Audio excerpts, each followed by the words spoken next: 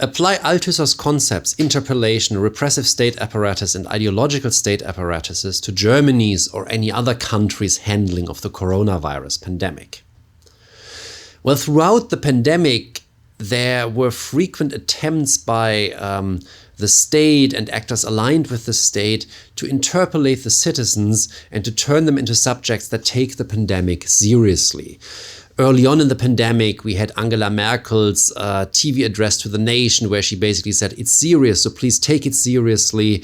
And there were countless newspaper articles and pundits on TV shows that urged people first to stay home, then to wear masks, and then to get vaccinated. I remember a series of commercials produced by the Ministry of Health when vaccines were widely available that tried to get people vaccinated. And there was a clip with Santa Claus who was appealing to the audience to get vaccinated.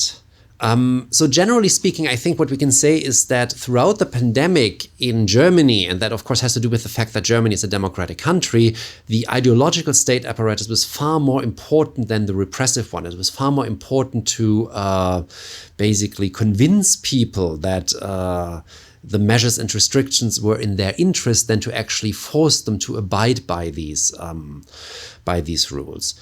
But of course, the repressive state apparatus was also active. And sometimes, especially during the beginning of the pandemic, in retrospect, that was quite absurd. So I remember a time when you were not allowed to sit outside on benches in the park, even when you were on your own, and there would be police officers approaching you in certain cities and asking you to actually please vacate that bench.